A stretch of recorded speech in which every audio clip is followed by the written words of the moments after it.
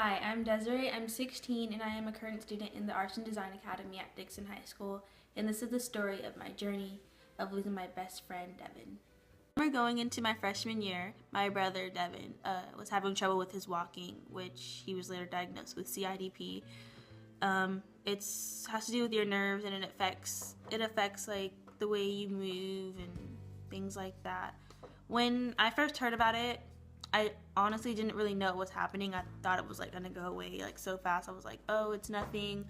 I didn't feel sad. I was just really confused on what was happening with him.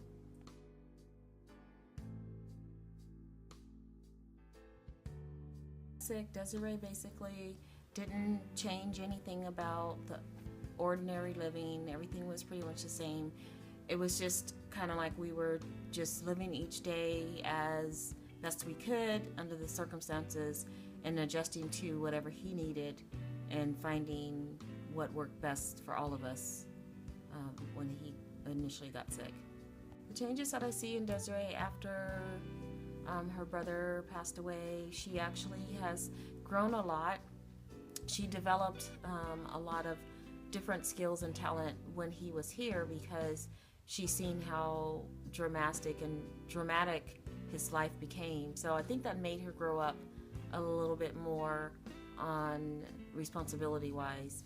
She has actually progressed in handling stress and depression very well, but there are times where she will go to her room and stay in there for hours on end. I'm not sure if it's because she's just watching TV or if that's her time away or if that's her way of dealing with reality at the moment. Me and my brother Devin were always really close siblings. We always did things together, like in the video, he was always helping me. That was when I was really young. He was helping me to walk, and my mom would always record us playing together or just interacting with each other, and that's a memory I will cherish forever. The best way that I can describe Devin and Desiree's relationship is that they were very close. She was, she looked up to Devin. He was her role model. She was his, close friend. And I believe that because he was the only man in the house, she looked up to him as a father figure, a brother figure, basically a role model and a best friend. And they laughed, they played, they just connected on a level that, brothers and sisters, they hardly fought. Of course they had disagreements, but she could never go to bed mad at her brother, and they would always kiss and make up. And she'd A little after my 16th birthday in April, my mom told me that my brother had lymphoma cancer, and it was already in stage 4, which is weird because the doctors they didn't see it.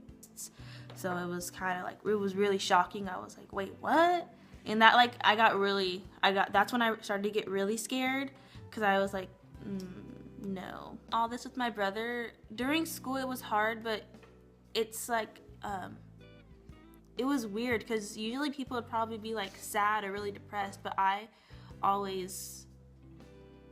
wasn't negative about it. I was always positive. I always thought the best, and I wasn't ever like, of course I was scared and sad and mad at times, but it was like I had so much hope that it kind of just helped me. It helped me like with my whole atmosphere in life and stuff, getting through it. So even though it was really hard. I was very terrified to tell Desiree that Devin was in ICU. It was very, very surprising to all of us, and her reaction to him in ICU, she did not take it well. She was very upset. This was very alarming, and I know that she was very scared, but she portrayed such strength, and she never doubted for a minute that, her love was very strong for her brother. And I believe that seeing him laying in the hospital took a lot of courage for her to see him. And I believe that with everything that's happened, she has strong an immense amount of strength, and just knowing that growing up for the rest of her life without a brother is going to be hard, but I think that she has such wonderful memories that she can share with her family, you know, to come, whenever that day is, hopefully a long time from now, when she gets married and have kids on her own, she can keep his memory alive and portray some of his morals and do some of the things with her kids as they did when they were small, and to take what she learned from him and his relationship with her to carry his memory and his legacy on.